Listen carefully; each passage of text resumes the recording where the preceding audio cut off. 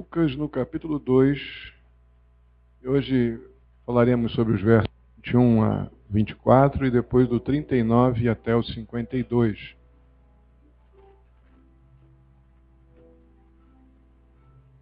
Eu vou ler, os irmãos acompanhem nas suas Bíblias e depois vamos orar. Lucas capítulo 2, inicialmente, versos 21 a 24, e depois do 39 ao 52. Completando-se os 8 dias para a circuncisão do menino, foi-lhe posto o nome de Jesus, o qual lhe tinha sido dado pelo anjo antes de ele nascer. Completando-se o tempo da purificação deles, de acordo com a lei de Moisés, José e Maria o levaram a Jerusalém para apresentá-lo ao Senhor. Como está escrito na lei do Senhor, todo primogênito do sexo masculino será consagrado ao Senhor, e para oferecer um sacrifício de acordo com o que diz a lei do Senhor, 2 rolinhas ou 2 pombinhos. Agora, continuando do verso 39. Depois de terem feito tudo o que era exigido pela lei do Senhor, obrigado, Paulo, voltaram para sua própria cidade, Nazaré da Galileia. O menino crescia e se fortalecia, enchendo-se de sabedoria, e a graça de Deus estava sobre ele. Todos os anos seus pais iam a Jerusalém para a festa da Páscoa. Quando ele completou 12 anos de idade, eles subiram à festa conforme o costume. Terminada a festa, voltando seus pais para casa, o menino Jesus ficou em Jerusalém sem que eles percebessem. Pensando que ele estava entre os companheiros de viagem, caminharam o dia todo. Então começaram a procurá-lo entre os seus parentes e conhecidos. Não o encontrando, voltaram a Jerusalém para procurá-lo. Depois de 3 dias o encontraram no templo, sentado entre os mestres, ouvindo-os e fazendo-lhes perguntas. Todos os que ouviam ficavam maravilhados com o seu entendimento e com suas respostas. Quando seus pais o viram, ficaram perplexos. Sua mãe lhe disse: "Filho, por que você nos fez isso? Seu pai e eu estávamos aflitos à sua procura." Ele perguntou: "Por que vocês estavam me procurando? Não sabiam que eu devia estar na casa de meu pai?" Mas eles não compreenderam o que lhes dizia. Então foi com eles para Nazaré e era-lhes obediente. Sua mãe, porém, guardava todas as coisas em seu coração. Jesus ia crescendo em sabedoria, estatura e graça diante de Deus e dos homens. Amém? Vamos orar. Pai querido, muito obrigado por estarmos aqui mais uma vez, reunidos em nome de Jesus, para prestar este culto ao Senhor. Aceita a nossa adoração e fala conosco pela Tua palavra, ouça a nossa oração. Assim eu te peço, ó Pai, mais uma vez, em nome de Jesus. Amém. Muito bem. Nós estamos trabalhando, né? Eu confesso que eu não tenho... Eu estava pensando em alguns títulos para essa série de mensagens. A princípio, nós estamos lidando estudos no Evangelho de Lucas. Mas se tem um bom título para essa primeira fase que envolve todo o anúncio, preparatório da vinda do Messias e os primeiros dias do Messias, estão dentro de um contexto bem dentro do tema da mensagem do Evangelho de Lucas, né? Mas a ideia de uma história do rei, revelando a sua humanidade, a sua humildade, dentro de um contexto natural, sem deixar de ser o Salvador.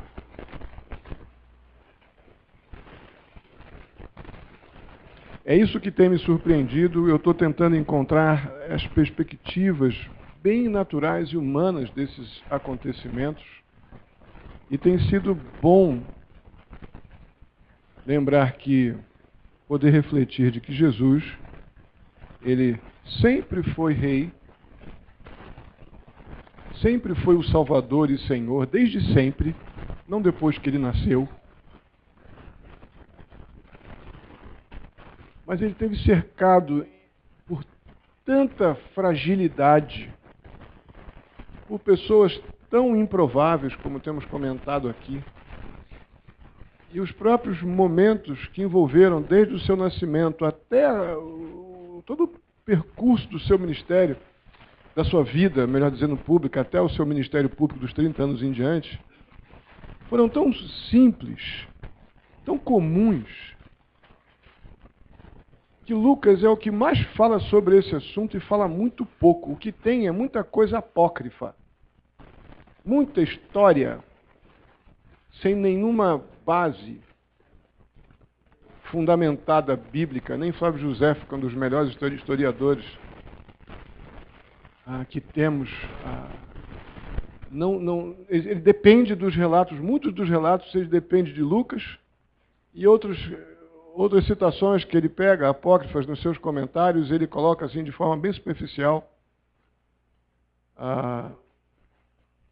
De tanto que Deus quis deixar claro para todos nós que Jesus não precisou de propaganda, Jesus não precisou de marketing, Jesus não precisou de placa de igreja, Jesus não precisou de apoio político, econômico, social, ou qualquer coisa semelhante, para ser Deus, Rei e Salvador desde sempre. Essa tendência que a gente tem de achar que precisa de apadrinhamento para ser alguma coisa que Deus quer que sejamos, dentro do cenário onde Ele nos colocou, é esquecer, ignorar, na verdade. Jesus, para ser Rei e Senhor, não precisou de uma boa dinda, de um bom dindo, não é assim mais ou menos que chama hoje?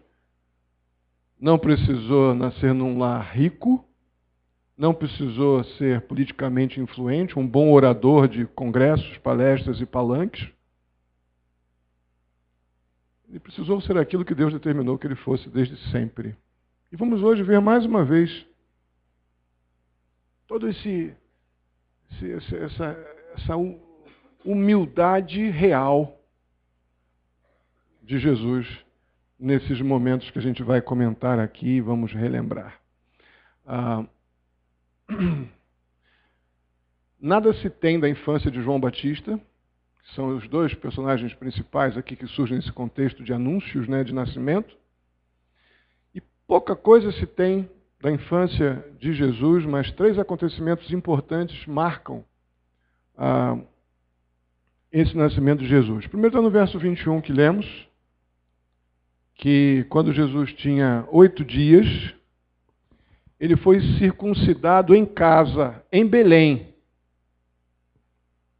Porque não tinha recursos, a família era pobre, não dava para levar no templo para que o sacerdote fizesse um cerimonial mais bonitinho. Mas dentro da cultura e do credo, daquilo que eles criam naquela realidade, havia necessidade que aquele menino de sexo masculino, de acordo com a lei, fosse circuncidado no 8º dia. Aquilo aconteceu em casa. Aí você deve estar pensando, mas em casa, pastor, eles não moravam em Nazaré? Sim, mas eles não tinham como sair dali, daquela região de Belém, onde Jesus nasceu. Certamente não estavam mais numa estrebaria, ou num ranchinho, ou em alguma cobertura, como vimos semana passada. Aqui eu acredito que José já tinha encontrado um local melhor de moradia, porque eles ficaram por ali bastantes dias, até retornar para Nazaré. Então, por algum período, eles ficaram estabelecidos em Belém, e em casa, Jesus foi circuncidado e também recebeu o seu nome que o anjo já havia dito qual seria. Seu nome seria Jesus. Então, o primeiro relato que a gente tem da infância, começo, dos primeiros dias de Jesus, vemos descritos no verso 21. Depois a gente vê nos versos 22 a 24, um segundo acontecimento e um terceiro mais adiante, quando o bebê, já com 40 dias de idade, passado o tempo da purificação de ambos, tanto do bebê quanto de Jesus, de acordo com a lei, lá em Levítico capítulo 12, havia necessidade disso. Maria e José vão com o bebê, então, ao templo para a purificação dentro do contexto da lei. Todo filho do sexo masculino ele deveria ser levado ao templo e naquele momento deveria ser feita uma oferta. E essa oferta era feita de acordo com a realidade financeira de cada família. Quem tinha mais recursos entregava uma oferta melhor. E os bem pobrezinhos entregavam uma rolinha ou um pombinho. Porque aquilo você acha na rua. Joga um milhozinho assim, cai, porque eles não tinham dinheiro talvez só para comer. Se não comesse o pombinho, eles levavam lá para o templo. A coisa devia ser bem pobre. Olha as origens do rei. Não é? Bem pobre mesmo.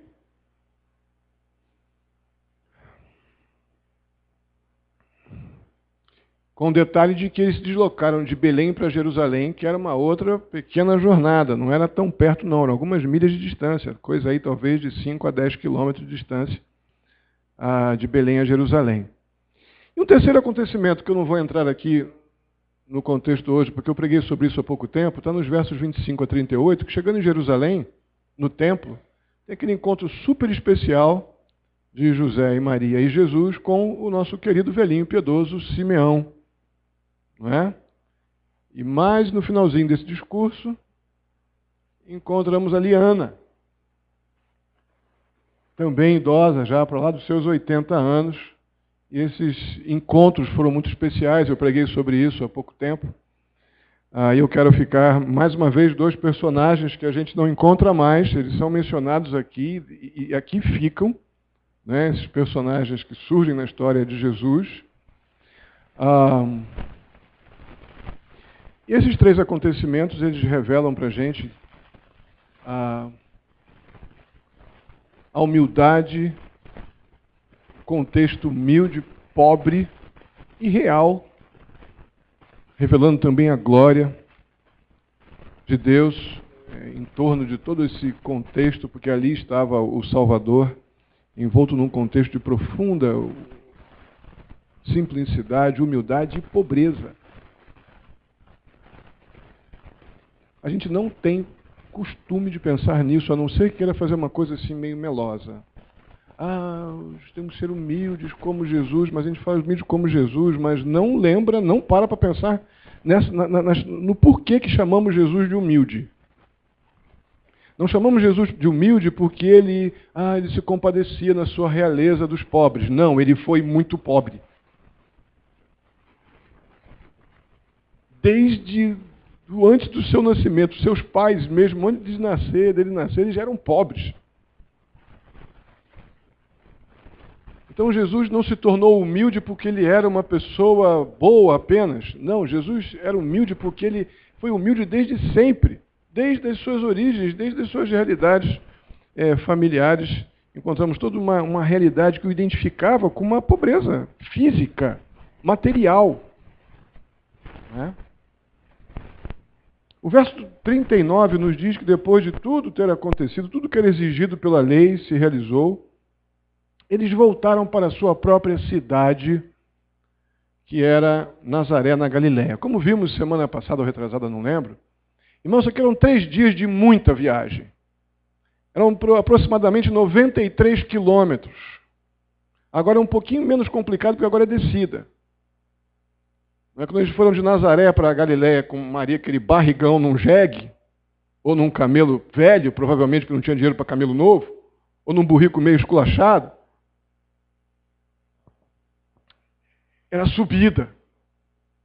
Porque Belém é uma região alta, em Jerusalém.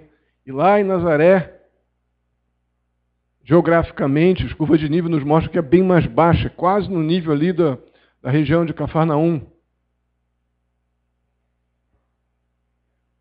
Eles voltam, então, depois de tudo que tinha que ser feito, eles voltaram para Nazaré, e o verso 40 nos diz que Jesus crescia. Crescia normalmente.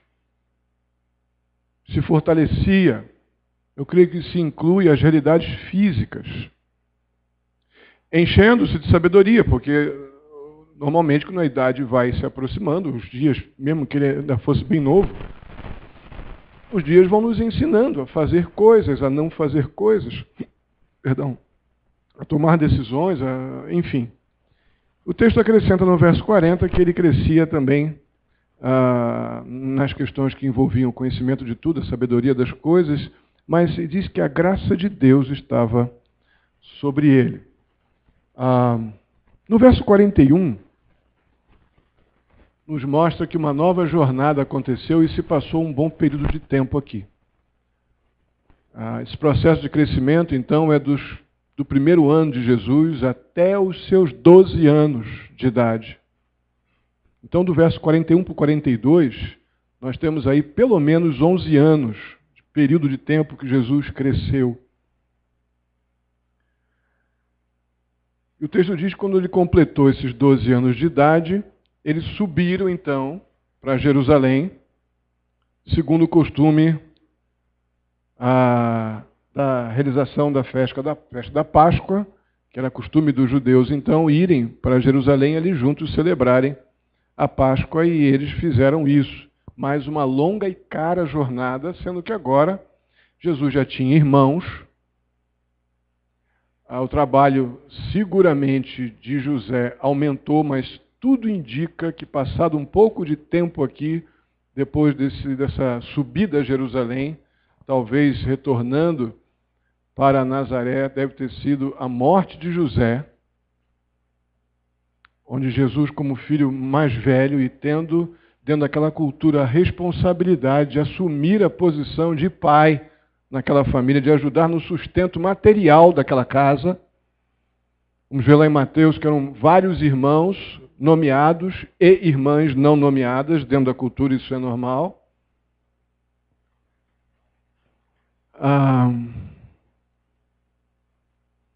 O verso 43 diz que, terminados então os dias da celebração da Páscoa em Jerusalém, ao regressarem, voltando, devia ser uma caravana, não era um pequeno grupo, agora não era mais apenas José e Maria indo para o recenseamento, agora deve ter sido um grupo maior vindo de Nazaré, até para dividir as despesas. A realidade cultural de todo ano eles irem a Jerusalém, deveriam ter aqueles movimentos, né, que se juntam várias pessoas para poder se cotizarem, juntarem uma grana de comida, de transporte, enfim. Esse grupo, então, realizadas todos os festejos, né, religiosos que envolviam a Páscoa, eles juntaram todo mundo, gente, vamos embora, e Jesus certamente estava brincando com seus colegas adolescentes.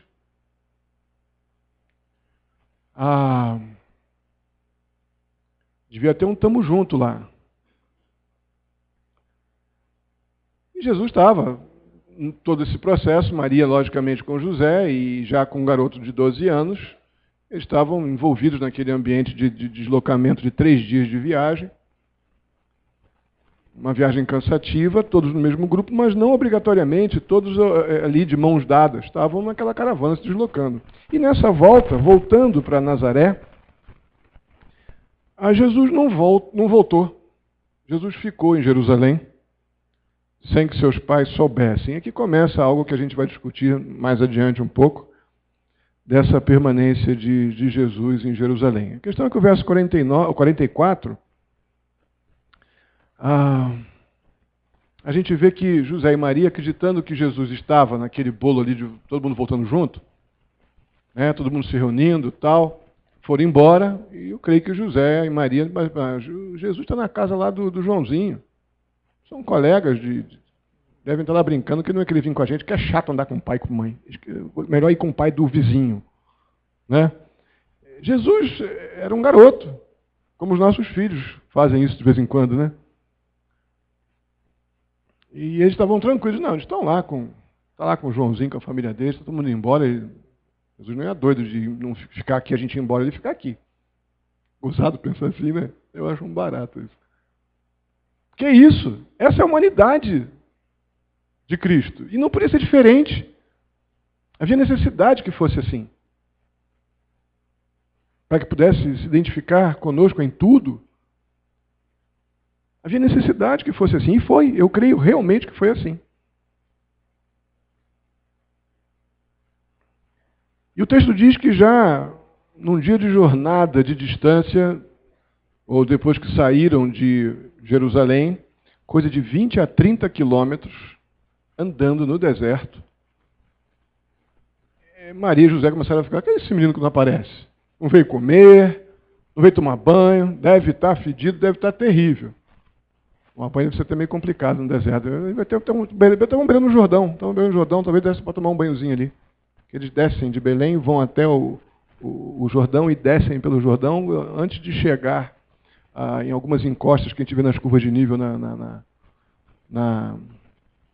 no mapa. A gente vê que ele toma assim, desvia para leste um pouco e sobe um pouco mais direção à parte mais íngreme, direção a Belém, depois voltando um pouquinho a Jerusalém. Desviando dos montes, né? Por isso que eles desceram e andavam até um pouco mais por causa disso, para poder beirar o Jordão. E depois de um dia de caminhada, quase de 20 a 30 quilômetros, começaram a procurar, foi na barraca de um, vai na carroça de outro. Jesus, cadê você? E nada. E o verso 45 diz que, não tendo encontrado, eles deixam a caravana e José e Maria voltam. Voltam para Jerusalém. Olha que coisa, irmão. Não estamos falando de que estavam de BMW, não. Estavam de camelo ou burro. E certamente com pouca comida. Suficiente para uma viagem. Então, olha quanta coisa envolve esses dias dessa família. Chegam em Jerusalém e ficam 3 dias procurando Jesus, diz no verso 46. O que eu penso aqui é o seguinte: o último lugar que eles imaginariam Jesus, aquele moleque que fica subindo muro, descendo muro, subindo árvore, descendo árvore, não ficou no templo. Não é possível. Ele está em algum lugar por aí, brincando com alguém, ou então roubaram Jesus, que talvez seja a grande preocupação nessa altura, né? José e Maria ficaram 3 dias procurando Jesus em Jerusalém e finalmente o acharam no templo. E aí é que vem o choque, porque o templo é o lugar que ficavam os doutores da lei, os sacerdotes, os escribas. Era comum naqueles festejos ali o público ter acesso a esses mestres da lei para fazer perguntas, e eles respondiam, porque era exatamente nesse período que eles descobriam jovens valores dentro de uma realidade espiritual, meninos que se destacavam pelo seu intelecto, por piedade, era comum as crianças já desde pequenas na cultura judaica aprenderem a lei, decorarem a lei. O apóstolo Paulo sabia o Pentateuco de cor aos 12 anos de idade. E eles ficavam procurando uns Paulos da vida, uns caras bons desse, né? E desde 6 anos de idade, crianças já poderiam ser sacadas por um doutor da lei para ficar no templo. Jesus entra no templo, todo mundo vai embora, na verdade, ontem não, Jesus não sai do templo, a família vai embora, todo mundo vai embora, ele fica no templo, senta com os doutores da lei, e eles estão há 3 dias de boca aberta com Jesus. Um menino de 12 anos. Eles estão há 3 dias de boca aberta, sem compreender tamanha capacidade que aquele menino tem de falar com inteligência, de dar respostas inteligentes. E o verso 47 nos dá a entender que Jesus se sentia extremamente em casa no templo, muito à vontade.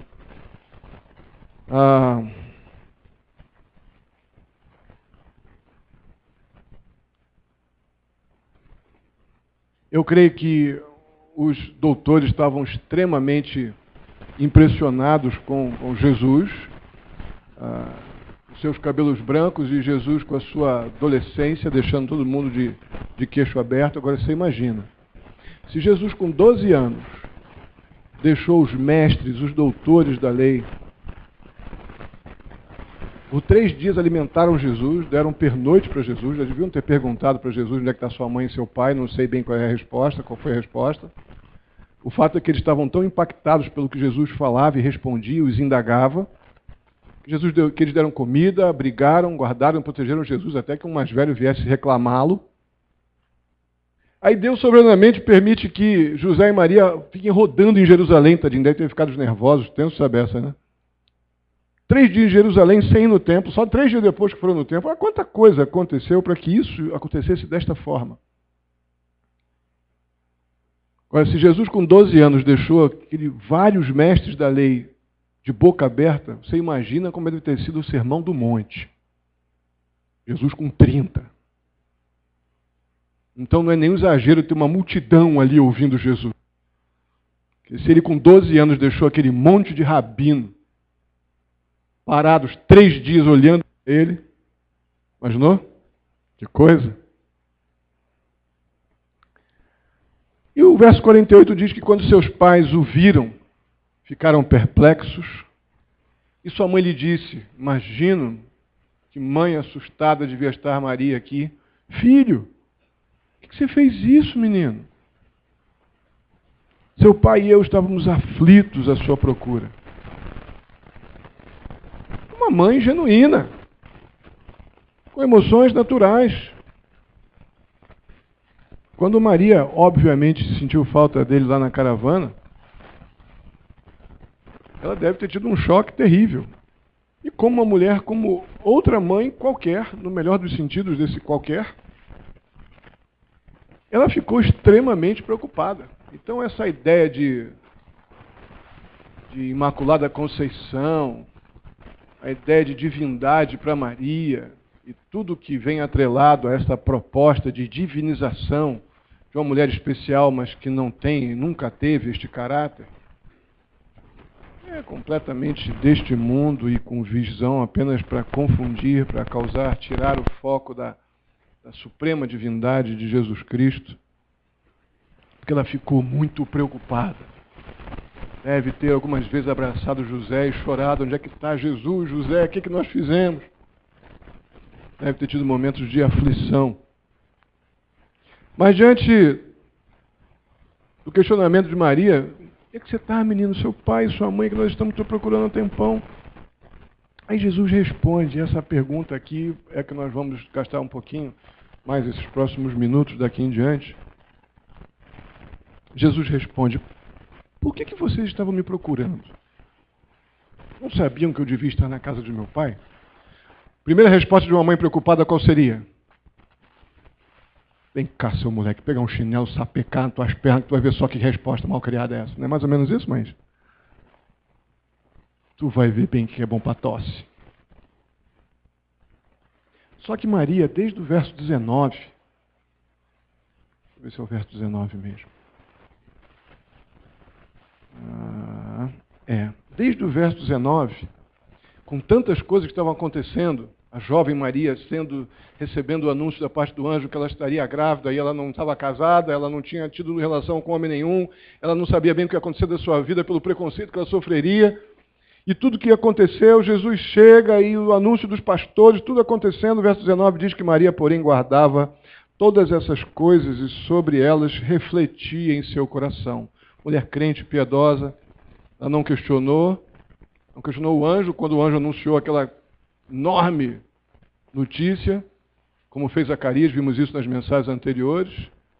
E ela também não questionou agora, quando ela sabia, eu não creio, de que ela já tinha dito para Jesus tudo que o anjo havia lhe dito, José também. Eu creio que ela estava aguardando, refletindo e esperando do Senhor os acontecimentos que viriam sobre a vida de Jesus, sabiam quem Jesus era, mas ela tem convicção de que isso não tinha sido dito a Jesus até aqui.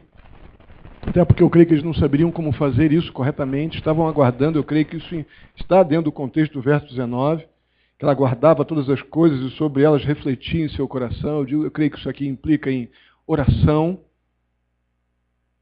Uma mulher que eu creio que orava e esperava no Senhor que estava por vir, mas era mãe. Tanto é que o verso 50 diz que eles não entenderam nada, não compreenderam nada. Eu não creio de forma alguma que Jesus foi desrespeitoso, que Jesus desacatou sua mãe e seu pai, mas eu creio que Jesus olhou para sua mãe e para seu pai e falou o que, naquele momento, ele, movido pelo Espírito Santo, queria que fosse compreendido ou pelo menos guardado. Porque é a primeira vez que a gente vê qualquer menção de Jesus colocando-se como dentro de uma realidade divina ou como filho de Deus. É a primeira ocorrência bíblica. É o primeiro momento da história de Jesus que o próprio Jesus fala alguma coisa sobre a sua divindade.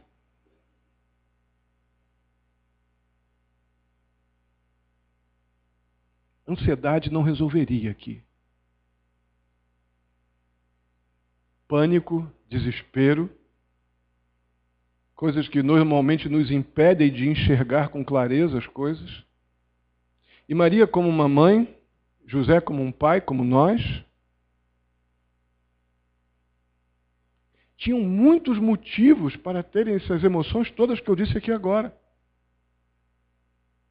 Mas eu creio que aquele verso 19, algo que José já vinha experimentando desde que ele é avisado pelo anjo, olha, Maria vai ter um filho. E aquela tensão inicial de José de me separo, me divorcio, creio, guardo, protejo, espero. E nós sabemos que José confiou no Senhor, Maria confiou no Senhor e aguardaram, esperaram. Mesmo sem compreender os acontecimentos e mesmo sem ficar falando nada a respeito, nem mesmo com Jesus, aguardaram. Eu creio que a ansiedade e a falta de esperança que a ansiedade descontrolada causa nos impede de perceber a mão, a soberania e os cuidados do Senhor em nossa vida. José e Maria desfrutaram desses cuidados, porque eles sentiram as preocupações naturais de um pai e de uma mãe. O verso 50 afirma que eles olharam para Jesus, e eu repito que eu não vejo Jesus de respeitoso aqui. Eu vejo Jesus fazendo uma afirmação movido por algo que Deus vem trazendo mediante a obra do próprio Espírito, a sua consciência de que ele estava na casa do seu pai. E que Maria, melhor do que ninguém, sabia o que isso significava.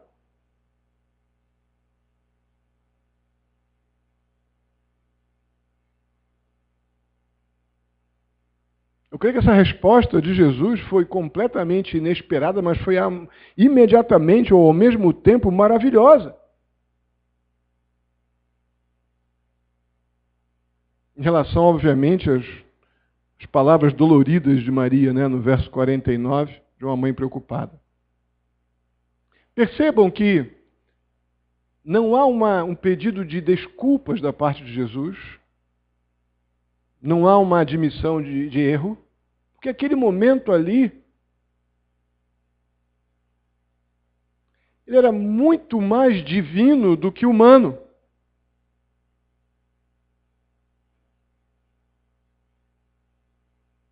Uma certeza soberana e ao mesmo tempo divina está envolvida nas palavras daquele menino adolescente. Pela primeira vez, Jesus está chamando Deus de Pai.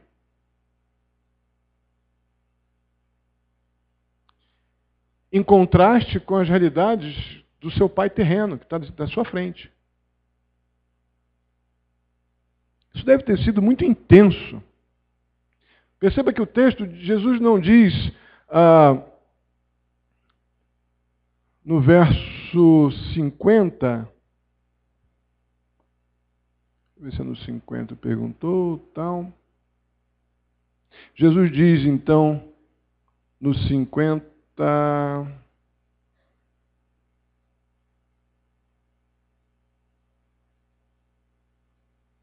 no 49, diz assim, vocês não sabiam que eu devia estar na casa do meu pai? Jesus não diz, vocês não sabiam que eu devia estar na casa do nosso pai. Ele não está se colocando aqui numa condição de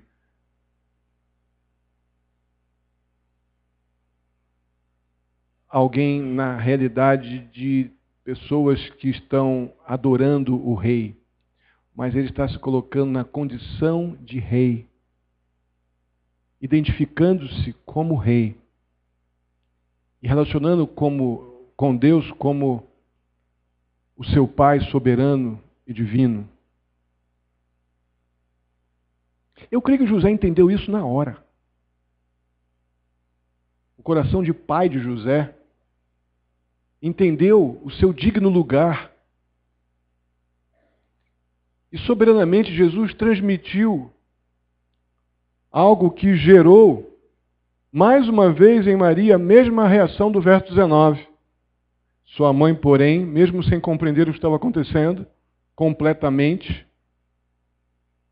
guardava todas essas coisas em seu coração. Irmãos, eu fico, mais uma vez, insisto, para a gente refletir nas realidades humanas deste momento. Jesus, pela primeira vez, identifica-se como filho de Deus.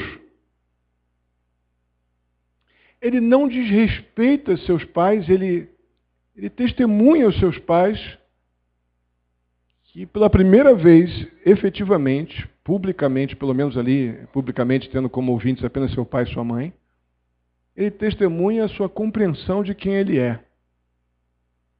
Algo gerado pelo Espírito Santo.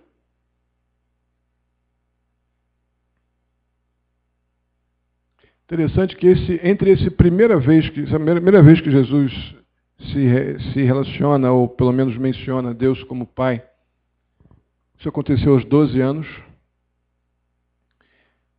E Jesus, mais uma vez,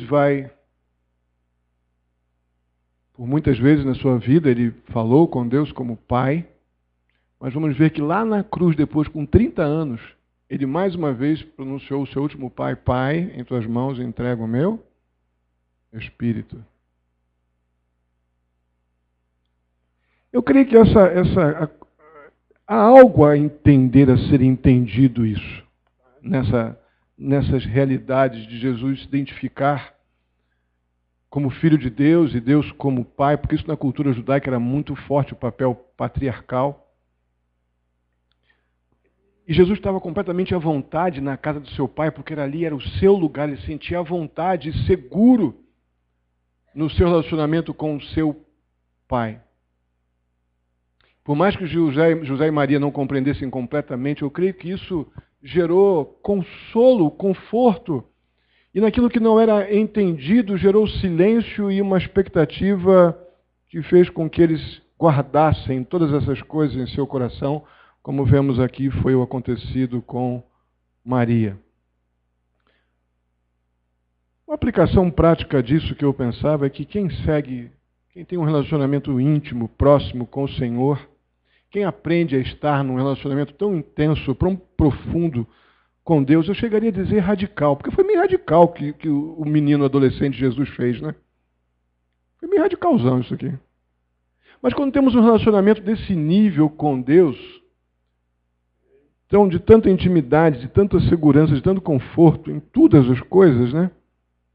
Eu creio que todo agir, todo falar, todo pensar, cada vez mais fica sendo uma resposta àquilo que é o nosso relacionamento com o nosso Pai. Quando o nosso relacionamento com o nosso Pai, ele é oportunista, egoísta, manipulador, a gente revela isso também em nossos relacionamentos.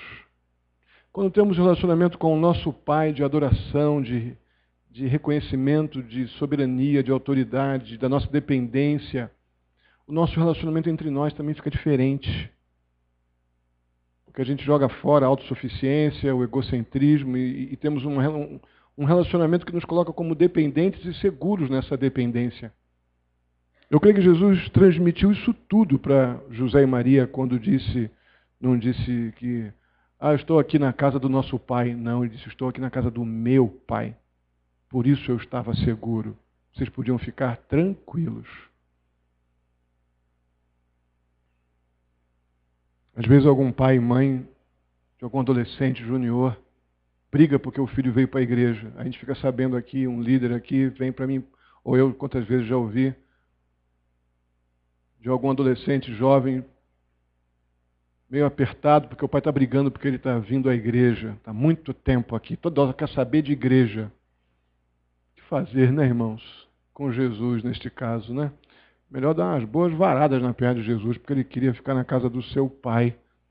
E ele responde de forma pacífica, mas completamente convicta, de que ele estava bem e seguro porque ele estava na casa do seu pai. E às vezes a gente prefere que o filho não venha à igreja porque eu não quero trazer e deixo ele na rua, na calçada, ou na internet, ou no videogame, do que deixar ele seguro e contente na casa do seu Pai.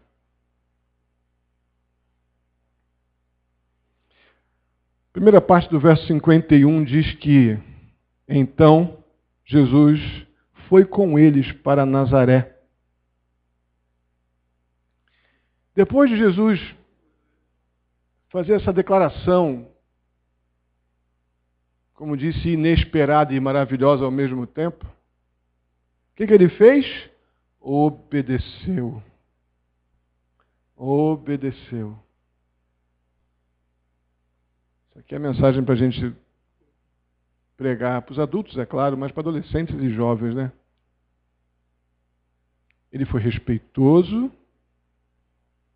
seguro do que disse, dentro das suas realidades, né? Dentro do seu momento, daquilo que envolvia a sua própria existência como filho de Deus. Tudo aquilo que aconteceu ali já apontava para tudo que viria. Realidades nossas, obviamente, diferentes. Mas vamos olhar pelos aspectos humanos disso.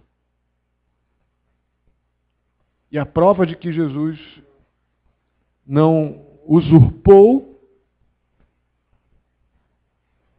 não tentou humilhar seus pais, não tentou se sobrepor a eles, mas os ajudou a lembrar de verdades que eles já tinham ouvido do anjo há 12 anos atrás. Os fez começar a amadurecer mais naquilo que estava por vir, porque eles sabiam que o que viria para Jesus seriam dias difíceis.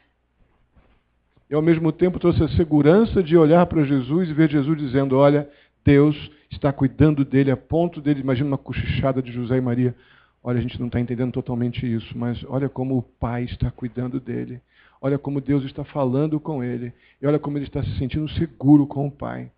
Então nós temos apenas que continuar fazendo o nosso papel e Deus continuará soberanamente conduzindo Jesus. Que segurança para um pai, para uma mãe.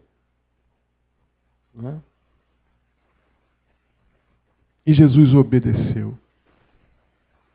Abriu mão, já começou a entender o que é despojar-se, né, de si mesmo, abrindo mão de si mesmo. Ele vai e começa, então, aqui neste momento onde ele tem o primeiro impacto com as realidades que envolvem a sua divindade. Aqui é o start, aqui é o começo de uma trajetória de renúncia e anonimato. Uma trajetória que o levaria a crescer, porque por um longo tempo, um tempo demorado até, porque foi dos 12 até os 30 anos, de um monte de renúncias e anonimato. Porque só dos 30 anos em diante que o seu ministério público começou. Então até lá foi o Jesus humano, o Deus homem, vivendo, se relacionando, obedecendo e cuidando da sua casa. Ele precisava permanecer naquele contexto calado, daqueles próximos 18 anos que estavam ainda por vir, com paciência, sujeição, submissão. E uma verdade que a gente tem explícita aqui é que o amor e o relacionamento que temos com Deus, nosso Pai Celestial, não anula o nosso amor e o nosso relacionamento de obediência com nossos pais terrenos. Muito pelo contrário, quanto mais amamos a Deus, mais nos sujeitamos e obedecemos àqueles que Deus colocou como autoridade sobre nós. Jesus, como Filho de Deus e Rei desde sempre, ele nos deu uma prova explícita de obediência a Deus, mantendo-se numa trajetória de renúncia em 18 anos de anonimato em obediência a Deus, e durante todo esse período em obediência e cuidado com a sua mãe, diante da ausência do seu pai, como vamos falar daqui a pouco. E Maria lá, guardando tudo em seu coração, na segunda metade do verso 51. Não acredito que Maria tenha saído do templo saltitante, toda feliz. Que legal! Não acho, não. Por ter encontrado seu filho meditando, eu creio que gerou uma profunda reflexão e uma contrição, um quebrantamento muito grande. Essa ideia de que guardava em seu coração tudo era algo muito reflexivo, mas muito submisso também, muito soberano da parte de Deus.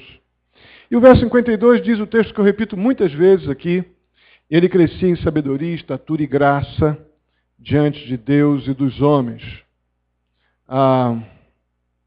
Jesus cresceu como qualquer outro jovem da sua idade, não apenas fisicamente, mas também cresceu aqui em entendimento. A Bíblia diz que ele cresceu em compreensão, em entendimento das coisas.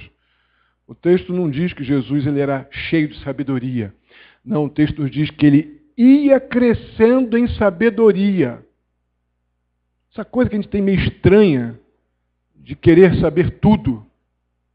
Como se a vida cristã fosse uma coisa que eu ligo algum botãozinho, de repente eu já sei todos os livros da Bíblia, eu já sei um monte de coisas que algumas pessoas por ansiedade,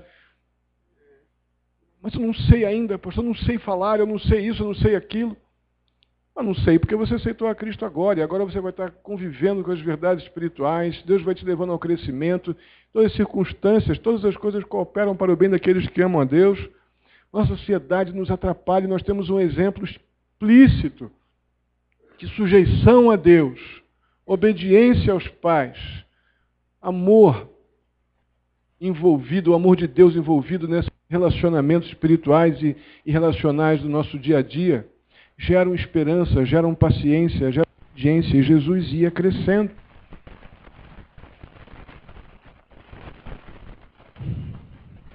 Jesus não era uma aberração não natural. Jesus poderia ter nascido como o primeiro Adão. Não podia? Mas não foi assim. Foi um processo mais natural, humano e dolorido, provavelmente, né? Com tudo que nós já ouvimos. Então isso nos implica em crer que Jesus era um ser humano exatamente igual a nós. Jesus, na sua vida pública, ele aprendeu a obediência com lutas. Lembram lá da luta com Satanás? Tentava de todas as formas fazer Jesus usurpar da sua posição de filho de Deus. Jesus venceu como aquilo? Jesus venceu jejuando 40 dias. Jesus venceu aquilo sujeitando-se ao Pai. Jesus venceu aquilo obedecendo e pela fé na palavra de Deus, na palavra que ele cria, ele citou a Bíblia para o diabo. Não deu biblada, não botou dedo e nem ordenou que sai, diabo. Não, ele citou a Bíblia, a palavra de Deus. Ele foi crescendo também na verdadeira fé que nos leva a uma vida de obediência e amadurecimento. Jesus passou por tudo isso. Isso é um consolo para nós enorme. Já que ele foi tentado como nós, ele sabe perfeitamente o que nós sentimos em todas as situações e aflições que a gente possa vir a passar. Mas o texto diz também que ele cresceu em idade, ou a ideia de estatura.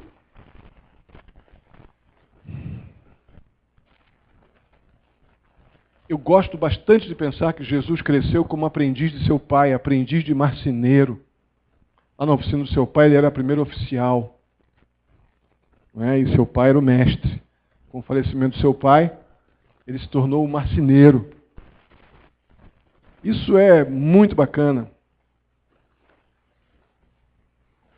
Gosto de lembrar que Jesus precisou trabalhar, e trabalhar duro, na marcenaria para ajudar a sustentar a casa, porque ele tinha, conforme vemos lá em Mateus 13, 55 e alguns versículos, que ele tinha seus irmãos, ali mencionados pelo nome, irmãs, e eu creio que isso, essa luta para ser o provedor da sua casa, no que diz respeito a sustento, devo ter vender móveis, vender cadeiras, bancos e mesas, para poder comprar o trigo, o arroz e as coisas para poder ter comida em casa, a farinha, o sal.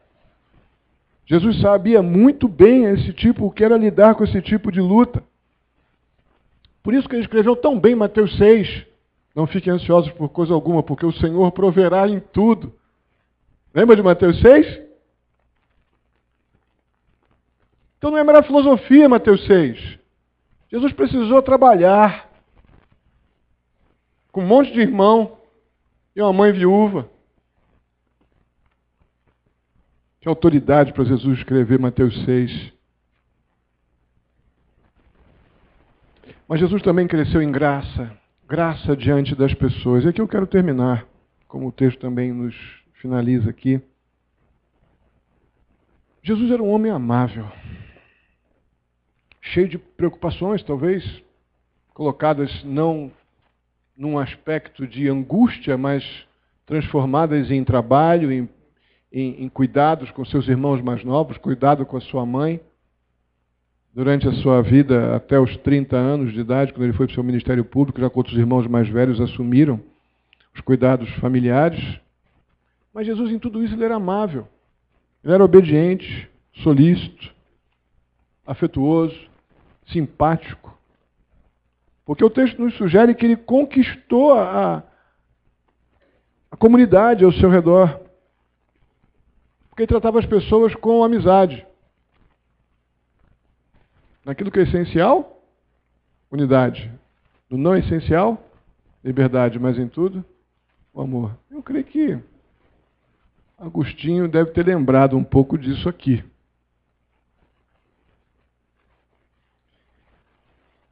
Eu creio que é um presente muito especial quando, e aqui eu escrevi uma dádiva de Deus, quando alguém encontra graça em seus relacionamentos. É conhecido por ser uma pessoa crente, de convicções firmadas na fé em Jesus Cristo, uma pessoa que não muda daquilo que crê, mas consegue ter um relacionamento afetuoso, respeitoso, simpático com as pessoas ao nosso redor, inclusive aquelas que não creem.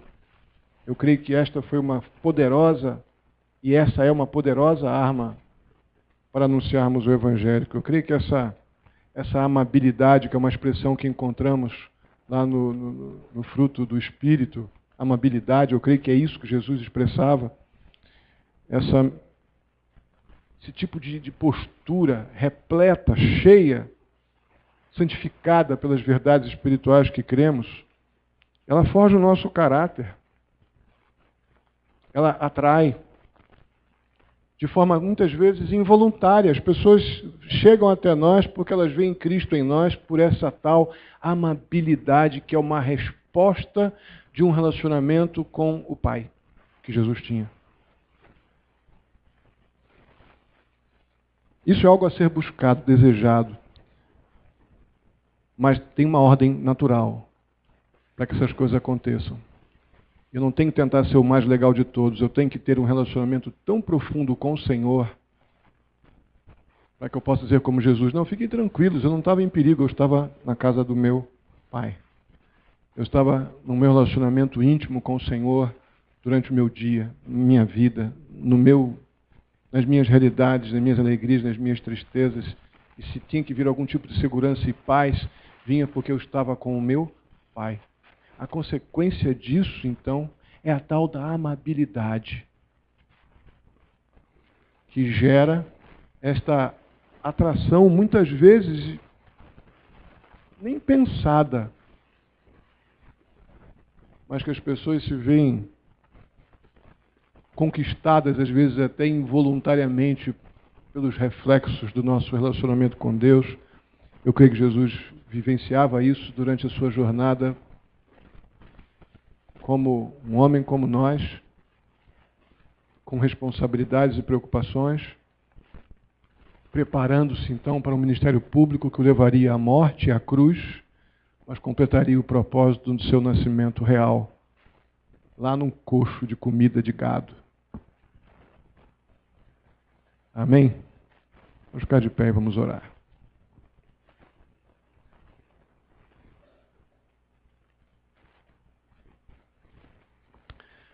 Obrigado, Pai querido, pela oportunidade de refletir nas verdades que envolvem o nosso Senhor Jesus Cristo. Muito obrigado. Como isso, pelo menos a mim, ó Pai, isso me aproxima muito do meu Senhor Jesus.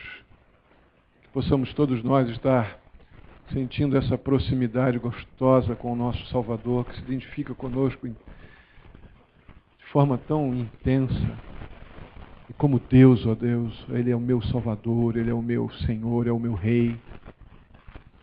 Ó Pai, como é bom poder adorar o Senhor Jesus com essa perspectiva. Ajuda-nos a ter segurança, ó Pai, nas maiores preocupações e aflições, que o nosso relacionamento íntimo, nossa segurança com o nosso Pai, gere em nós essa segurança, essa tranquilidade, essa confiança E que podemos, ó Pai, continuar caminhando, sejam quais forem as aflições que o Senhor nos conduzirá, nos guiará, nos ensinará. E tudo, ó Deus, concorrerá para a Tua glória e para o nosso bem. Ajuda-nos a confiar e crer plenamente nisso. Em nome de Jesus. Amém. Ok, irmãos, vamos orar.